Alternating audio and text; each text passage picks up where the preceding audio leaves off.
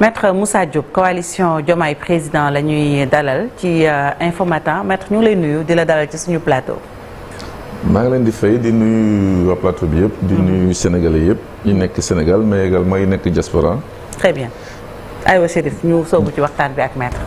maître AG jot na parti boobu yaa ko jiite ci élection bi nag amoon nga yéene sax nekk candidat far tolof yi xewoon ak yooyu finalement nga nekk ci Diomaye président yéen a mujj a gagné élection bi moom le président Diomaye il a prêté serment hier yow nag seetlu gi mooy on peut vous appeler comme ça non homme des alternances parce que gis na ne en 2012 aussi yaa ngi ma koy àndoon ngeen gagné bi aussi sa candidat moo gagné. Bon, merci beaucoup Chérif ci précision boobu. Comme ni nga ko rappelé depuis le 4 février 2009 ñu ngi créé suñu formation politique tuddee ko alternative générationnelle. Parce que ñun lu ñu doon woote mooy le renouvellement du personnel politique. ñi fi liggéey ak Senghor liggéey ak Abdou Diouf liggéey ak Abdoulaye Wade se retrouve aussi par des phénomènes yi naan de transhumance. Chaque fois jàppale que bu perte nga ñëw ànd ci gañ. Donc loolu ñun dañ ko bëggoon assainir la scène politique et il se trouve heureusement que la lucidité moo ñu guidé. Donc je ne dis pas moi mais nous sommes dans l'alternative générationnelle tey ñu tuddee ko ànd góor toujours AG Jotna. C'est vrai qu'en 2012 accompagné nañu on était candidat en 2012 mais ñëpp mënuñu jiitu ñi nga xam ne bokk nañu gis-gis ak programme war nañu mën a ànd pour l'intérêt du pays. Je pense que loolu moo taxoon ñu ànd dans le Macky 2012 ba yàlla jox ñu nguur gi. En 2019 également le peuple sénégalais a renouvelé confiance bi au président Macky Sall. Et comme ni nga ko rappelé je me retrouve dans des situations yoo xam ne du parrainage moo ma manqué le Conseil constitutionnel a pris une décision du caution moo ma manqué c'est la caution qui est bloquée au niveau de la banque parce que je suis privé de liberté. Et ça j'ai dit au procureur de la République c'était pas son ressort de le faire. Donc ils l'ont bloqué jusqu'au 26 donc mon mandataire n'a pas pu aller récupérer le chèque à la banque. Mais bref je pense que yooyu yëpp am na coow am na fii nañu renu ubbi liste yi non c'est définitif c'est hermétique. Moi je suis de ceux qui ont pensé que waroon nañu bàyyi liste yi ñu tëj ko c'est-à-dire ñu bañ ko ubbi parce que la décision du Conseil constitutionnel en tant que juriste elle est définitive jarul ñuy jaar par la fenêtre lorsque la porte est fermée et c'est ça le droit. Donc vous comprenez le discours du président du conseil hier profité de l'occasion bu wax ak yéen politique yi comme ñoom du chaque fois la ñu mën a tontu ci accusation yi mais démb quand même c'était l'occasion qu'il mu leeral lu bari. Oui ñu ñëpp dégg luñu discours du président du conseil constitutionnel mais man ma position a toujours été de dire nañu respecter le droit et le droit mooy lan une décision est prise par le conseil constitutionnel recours impossible. C'est un dernier ressort donc il faut respecter il n'y a pas lieu de créer des commissions d'enquête fii d'accuser fii yooyu man. Mais c'est pas nouveau ce qu'on constate maître mooy chaque élection bu amee. way politique yi ngeen xalab justice de manière générale rawatina conseil constitutionnel bi nga xamante ni quand même en matière électorale surtout élection présidentielle ñoo koy. Mais pas n'importe quelle accusation parce que les accusations étaient très graves il faut le dire quand même. Mais bu naan dem si chaque élection yi passé na je pense qu'il n'y a pas eu de recours. Oui. mais accusation yi am na ci affaire de corruption yi. moo tax non mais quand on accuse président bi wax na ko démb am na ñu jugoon. je suis d'accord gàkkal deru institution bi comme en 2012 ni mu amee en 2019 amoon na aussi. J'ai constaté comme yow comme ñëpp que il y a eu des accusations je dis que ces accusations graves là tey gisuñu ci benn preuve bon on parle de corruption est-ce que début de preuve sax amul. Donc moi je pense que il fallait ñu am un début de preuve pour pouvoir créer une commission mais non comme ça dans la précipitation. Et ça n'a donné à rien du tout. Je dois retarder les gens. Moi je salue la maturité du peuple sénégalais. Je salue également la position courageuse et historique ma nga xam ni Conseil constitutionnel jël na ko pour la première fois avec des décisions yoo xam ni sauvé na Sénégal surtout le 3 février lorsque le président de la République sortant jël décision annuler l'élection le rendez-vous avec le peuple. Tout le monde a salué parce que ça a créé quelque chose boo xam ni de très important ci Sénégal mais également ci Afrique parce que nous étions considérés comme une vitrine démocratique. Tout à fait. Loolu di lañ ci saluer. Les élections sont passées tey le président Bassirou Diomaye Faye est élu démocratiquement avec un score de 54,28%. ñu koy féliciter d'ailleurs ci élection boobu confiance bi mu jox également le premier ministre actuel Ousmane Sonko hier ñu ngi koy ñaanal vraiment que la mission soit vraiment allégée pour que ñu mën a arriver à bon port et ne pas décevoir les Sénégalais parce que loolu mooy la mission d'un homme politique. lan moo guidé woon sa choix yow nga dem ci seen coalition bi ba ngeen mujj a gagné. bon vous savez ñun lu tax ñuy ànd d'ailleurs c'est pas la première fois que ñu ànd ak ñun ak Ousmane Sonko et le PASTEF et tous ñu ànd dans le Yewwi Askan Wi. C'était mal parti à Yewwi hein? Non mën na mais quand le pays a besoin de nous on oublie nos individualités et nos égos lu tax ñu ànd comme question bi nga posé ñoo xam ne dañoo méngoo wala nuroo à 80% ou à 85% ou à 90% seen gis-gis ci Sénégal je pense que dañu war a ànd man loolu moom moo guidé woon en 2012 tout le monde le sait le président Macky Sall moo ma tendre la main ñëw nee na bon dégg ma may wax et d'ailleurs ça s'est passé ici sur TFM lorsque j'ai été reçu voilà donc vous voyez lorsque mu dégg may wax mu ne bon kii li may bëgg ak li mu bëgg Sénégal peut-être ñoo méngoo pourquoi bu ñu ànd donc ñu bokk programme bokk génération je pense que war nañu pouvoir ànd pour l'intérêt du pays mais ku nekk jóg nee na damay jiitu moi je ne suis pas dans ça donc bu ñu gisee nag donc ñun ak dans Diomaye président sur beaucoup de points on est ensemble et d'ailleurs mën nañu ko tas tuuti sur ce que nous attend sur le programme vous verrez que ànd rek moo ci desoon pour l'intérêt du pays donc on salue maintenant ce qui s'est passé. alors maître félicité la jaajëfal la gannaaw victoire bi nga xamante ne am ngeen ko tey nag muy moment crucial ñu ngi xamal léegi ne 15 heures dinañ fësal première équipe gouvernementale bi ànd ak président Diomaye tey ban discours la ñu mën a tenir vis-à-vis ñi nga xamante ne ils ont cru au projet de PASTEF liggéey ci te di ay cadres doon xaar peut-être ñu promouvoir leen jox leen ay postes de responsabilité sachant que du ñëpp la ñu war a mën a jox ay postes aussi. bon discours bu ñuy mën a retenir defe naa dégg ngeen ci tuuti démb un discours très concis précis sans entrer dans les détails. Voilà un discours rassembleur parce qu'il faut réconcilier les Sénégalais parce que le Sénégalais aujourd'hui le peuple sénégalais est divisé ça il faut le dire le président sortant avec un bilan qu'il a fait parce qu'on parle trop de bilan matériel mais sur le plan immatériel et la bonne gouvernance c'est une catastrophe il faut le dire donc catastrophe loolu moo tax aujourd'hui la justice instrumentalisée les redditions de comptes c'est l'histoire des fonds Covid aujourd'hui on ne sait même pas fi ñu ci toll vous avez également les détentions arbitraire au niveau pour des raisons politiques et surtout dem ba xamatoo sax ne tu as des prisonniers politiques au Sénégal di ko refuser et lorsqu'il s'agit de les libérer vous les libérez donc faut leen jëlee donc yooyu yëpp ce sont des choses yoo xam ne war nañ ci jóg et également des réformes institutionnelles ñu ngi leen ci xaar j'ai entendu monsieur Cissé tout à l'heure dire que déclaration la mais action explique louder than talks les actes parlent plus haut que les paroles. Donc on jugera sur pièce et on n'a pas le droit de décevoir les Sénégalais sur ce qui nous attend. Ce ne sera pas facile parce que Rewmi depuis 2000 ans, je parle de 2000, on avait beaucoup d'espoir sur première alternance bi mais on a vu qu'on a informalisé l'État au point que tout est permis, rien n'est défendu. Loolu nag ba mu le président Macky Sall jëlee on s'attendait à une rupture. Il y a eu changement. Mais certaines pratiques ont continué. Aujourd'hui, avec tout ce qui a été créé, OFNAC, reddition des comptes, bien mal acquis, instrumentalisation de la justice, yooyu yëpp tax na aujourd'hui man je ne peux pas concevoir par exemple concret que ñu xeex par exemple en 2012 l'histoire du troisième mandat du président Wade et que ñu toog ma ànd ak président Macky Sall muy bëgg a def troisième mandat sama fulla ak sama fayda sama dignité ne me permet pas de cautionner cela et je l'ai fait assis sur un siège nommé sur décret xaar ma ba ñu dindi ma may doog wax je l'ai dit et ça m'a coûté mon poste mais c'est le Sénégal qu'il le faut aujourd'hui on ne parle plus de changement dañu war a wax rupture avec les pratiques et d'ailleurs le discours du président Faye hier c'est un discours de rupture demande à une souveraineté il demande également de répondre aux demandes sociales mais également de modification surtout de diminuer le pouvoir aujourd'hui du président de la République c'est l'hyperprésidentialisme loolu la ñuy wax donc yooyu yëpp sont des réformes qui vont arriver sur le Conseil supérieur de la magistrature sur l'indépendance du parquet par rapport au ministre de la Justice donc yooyu yëpp sont des choses qui vont arriver maintenant attendons de voir. qui vont rek mais il y a des urgences xam nga nit ñi bu ñu leen falee aussi dafa am urgence parce que li ngay wax nii moom yaa ngi koy projeté xëy na ci long terme mais Sénégalais yi xëy na premier acte yi ñu xaar ci président bi du loolu. je pense que le discours a rassuré parce que il y a deux choses Vous êtes observateur de la presse, nous aussi nous sommes politiques. Moi je ne suis pas politicien, nous sommes politiques. Le président Faye ba mu ko élire, je pense qu'il a fait un premier discours.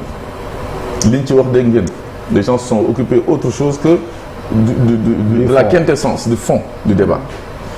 Hier, je pense qu'il y a moins de débat. Depuis hier, ba mu waxee, je pense que les gens ont été très séduits par son discours, qui est vraiment concis, précis, mais également qui crée de l'espoir, surtout pour la jeunesse. Il y a des urgences, nous on le sait. Vous savez que le Sénégal aujourd'hui est surendetté, ça on le dit.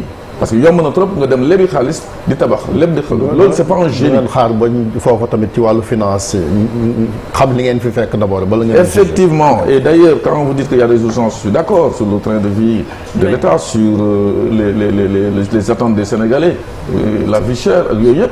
Je pense que depuis boobu ñu ko élire ba léegi, par exemple moi et certains de la coalition Diomaye Président l'ont pas vu. Il est au travail parce que lu mu fi fekk xam na lan la fi fekk. Et pour ces raisons-là, moi je pense que le gouvernement n'est même pas encore formé déjà. Donc pour dire comment c'est travailler, il faut d'abord mettre les gens qui vont travailler, les gens qu'il faut à la place qu'il faut.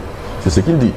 Du affaire nguuru, c'est une histoire de venir dire nous sommes compétents ou bien les Sénégalais fi ñuy xaar mën nañ ci indi solution. Donc loolu la ñuy xaar. Maintenant attendons de voir. Et je pense que ça va se faire peut-être dans la journée ou demain. D'accord. C'est ce qui est dit. Les gens qu'il faut à la place qu'il faut yow fan ngay xaar sa bopp. Personnellement ou bien? Personnellement yow personnellement fan ngay xaar sa bopp. Non, vous savez, man je suis quelque part très discipliné sur certaines choses parce que je suis républicain et je suis un homme d'État. En toute modestie. Le président de la République moom la ñu fal. Aujourd'hui, la constitution sénégalaise lui donne des pouvoirs. C'est-à-dire, nous mettons bu Macky Sall di dem moo nekk fi ba léegi jusqu'à ce qu'il y ait des réformes. Et les réformes passeront à l'Assemblée nationale. Ce qui fait que pour passer à des réformes avec une majorité, enfin, des députés sans être majoritaires à l'Assemblée nationale sera difficile. Donc attendons-nous donc à une dissolution de l'Assemblée nationale lorsque le moment viendra pour que les lois. Oui, il faut avoir le volant. mënagul am tant que assemblée amagul 2 ans te loolu c'est en septembre. Septembre, effectivement. Donc là, on est en plein dans une cohabitation. On peut le dire ainsi, mais je pense que les députés, je les appelle à la raison. Parce que bu ñu ñëwee Sénégal nekk suñu intérêt et qu'on veuille de la rupture, on ne peut plus avoir des députés du président ou des députés de qui que ce soit. Ce sont des députés du peuple. C'est ça qui s'est passé ici. Les députés de l'Assemblée nationale disent man le président bëgg moom laa bëgg. Je pense que on a vu des députés de Yewwi qui sont au pouvoir qui ont refusé de voter des budgets. Moi, c'est une première année parlementaire, mais aussi. Vous savez, je pense qu'à la commission technique et à la plénière, il y a eu des choses là-bas. Ça, je suis d'accord. Mais je pense que sur les ruptures, ils sont jugés sur pièce. Et donc, j'appelle vraiment à ce qu'on regarde le pays et non on regarde les formations politiques. D'ailleurs, sur l'histoire de la politique et de l'administration, vous voyez, il est prévu que le président de la République ne peut plus gérer un parti politique. Ça fait partie de notre programme. Donc, moi, d'accord, def na ko tout de suite, même s'il n'était pas chef de parti. Ensuite, ceux qui vont gérer les agences ou les directions ou les choses comme ça devront se départir de la politique pour qu'il soit une administration incolore, sans visage. Or, on sait que l'administration sénégalaise a été vraiment fortement politisée au point que boo demee sax di wut dara boo bokkul ak ñoom vous risquez de ne pas avoir ce que vous cherchez en votre droit. Très bien. Maître, Abdoulaye, suñu évacuer la question de principe qui voudrait que bon ce président mooy nommé ak yooyu coalition politique ngeen amul lu ngeen waxtaanee ci coalition maanaam même bi ngay soutenir et un autre wala ñu consulter leen sax ci par exemple la gestion concertée du pouvoir tey amul dara loo xam ne nii yii na ngi koy waxtaanee ak on va dire le PASTEF. Alors président Diomaye Sonko ak Ousmane. Je vais vous dire man personnellement et j'ajoute juste une deuxième question après nga tontuwaale ci li la yóbboon prison est-ce que am na loo ci xam ci ça passe sous le coup de la loi d'amnistie est-ce que c'est un regret pour toi qu'on ne soit pas allé au bout ou pas? Merci beaucoup, monsieur Cissé. Je pense que moi, personnellement, qui vous parle, je n'ai jamais rencontré monsieur Faye. Ni le saluer à la main. Le président Bassirou Diomaye Faye. Le président Bassirou Diomaye Faye, monsieur Guissé. Guissé Wouny également, lors de cette campagne, il a fait Diarfi, nous Diarfi, nous aussi. Sonko, voilà, Sonko, on s'est vu plusieurs fois. y compris lors de la campagne. Il est venu nous rendre visite à Podor où nous avons gagné dans le Fouta, titre foncier, pour la première fois. Vous n'avez pas gagné Podor, le département. Non. Et la commune, hein? Non, quand je dis gagner, c'est là où moi je suis parti pour gagner. Mon fief, je l'ai gagné avec ceux qui sont à Podor également, qui travaillent avec nous, parce qu'il y a aussi le PASTEF qui est sur place. Nous avons également des gens qui sont des personnalités indépendantes qui ont rejoint la coalition. Symbole. Donc, toog ci biir coalition di waxtaan ne way bu ñu gagné ñu def nii c'est une sorte de pàcco de nguuru.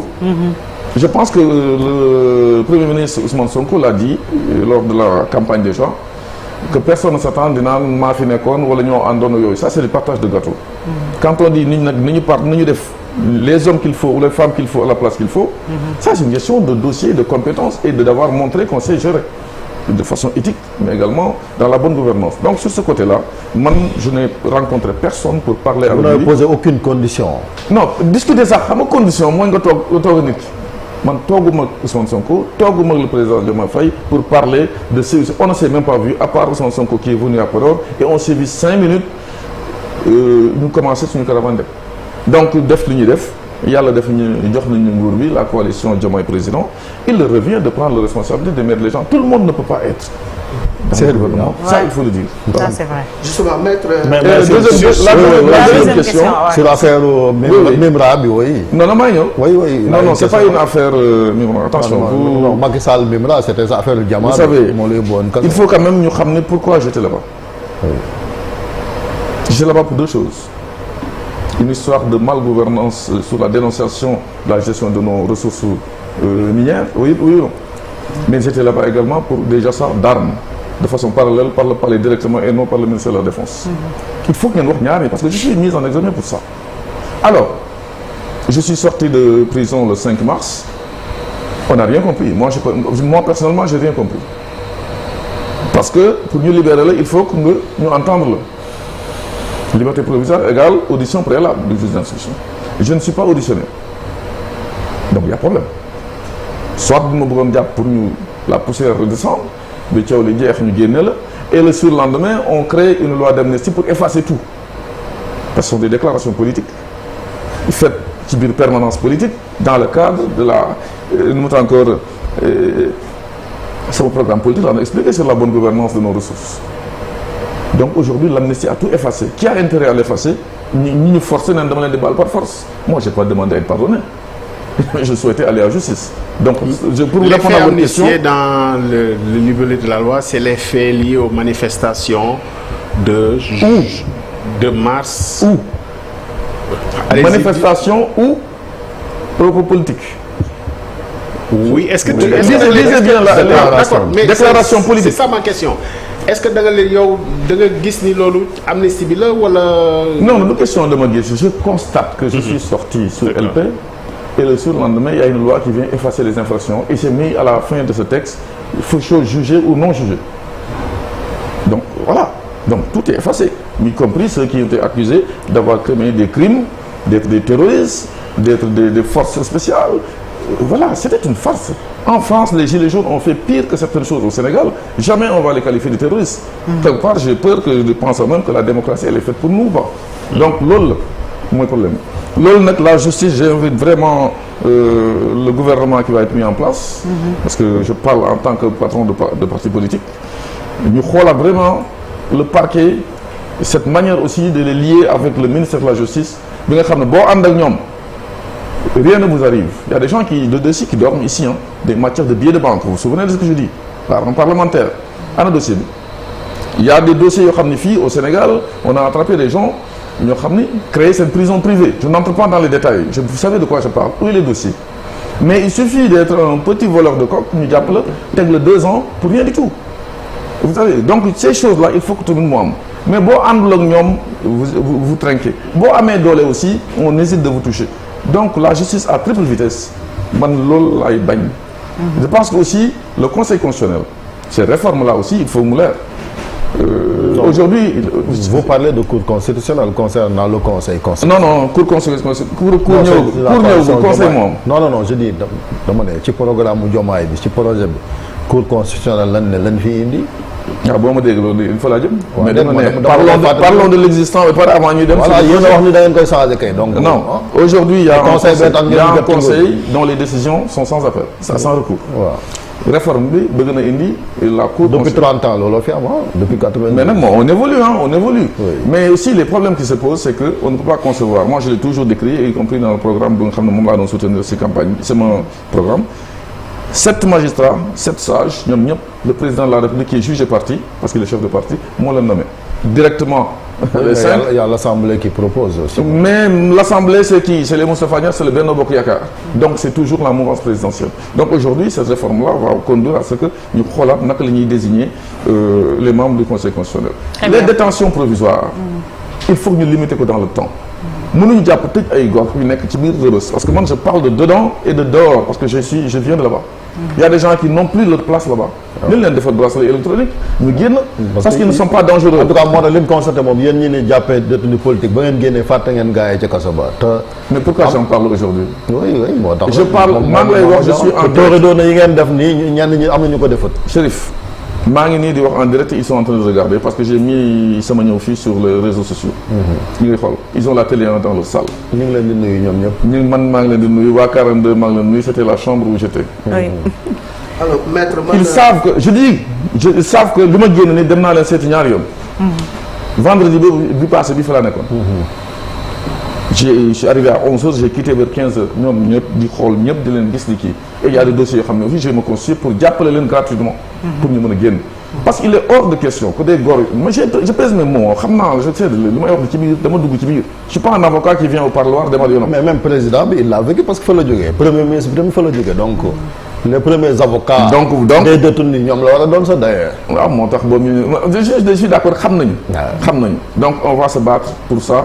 moi je mettrai la robe ñoom ils ont des décrets ou des trucs pour réformer la justice di bàyyi di tëj nit ad vitam aeternam xamuñu kañ ngay génn.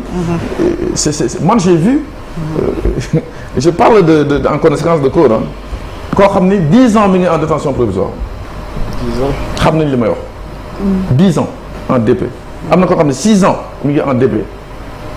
je nomme son nom Ñing. Ñing je nomme son nom Ñing du ma yoxal le prénom. 10 ans 6 ans en DP pour la.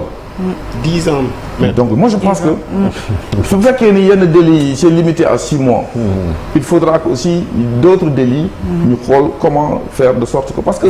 humaniser la politique pénale c'est pas uniquement sanctionner. c'est préparer aussi la réinsertion sociale. mais hélas aujourd'hui.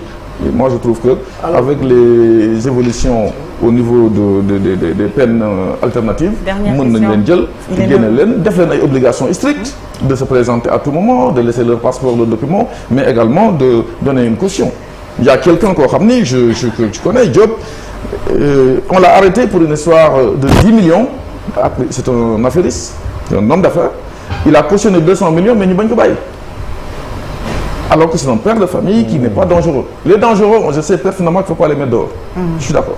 Mais... alors maître maa ngi. dernière question il est 9h14. dernière question bi sànq rek yaa ngi wax ne rupture ñu ngi koy xaar ci réduction du train de vie de l'État.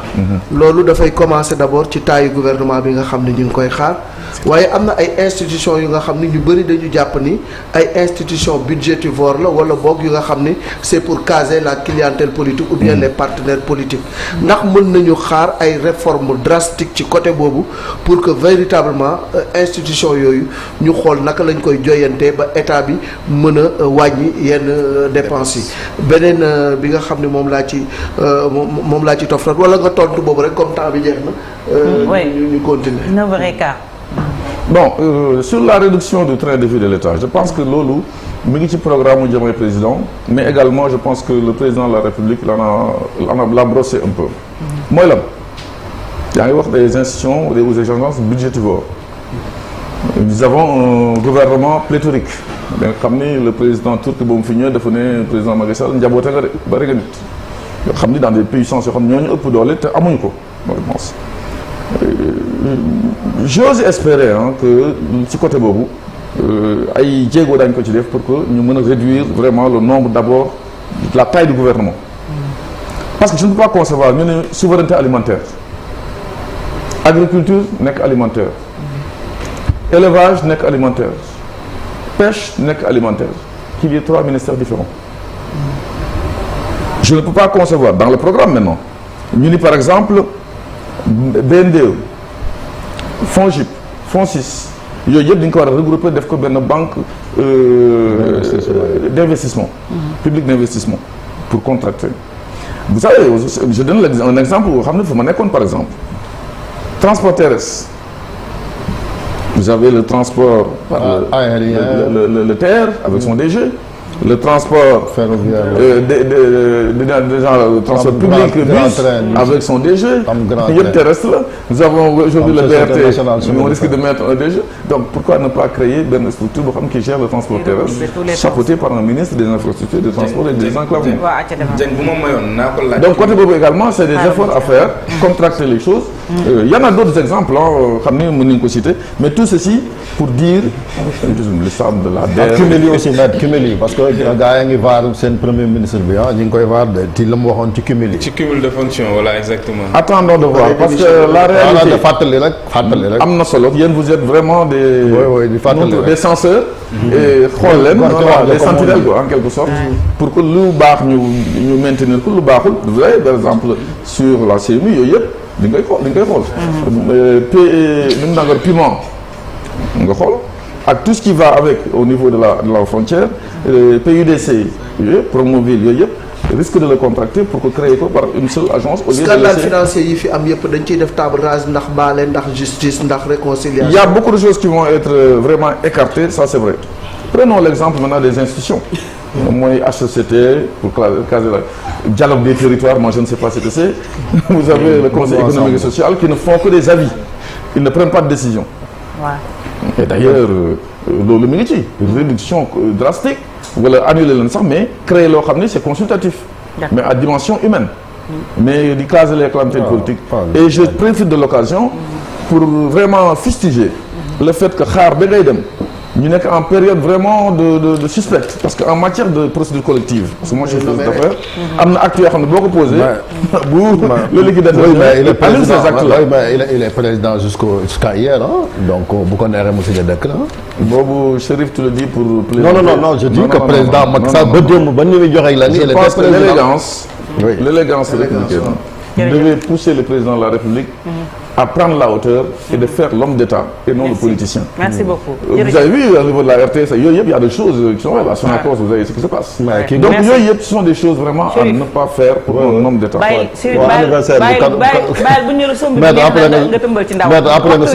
après nga souhaité ko joyeux anniversaire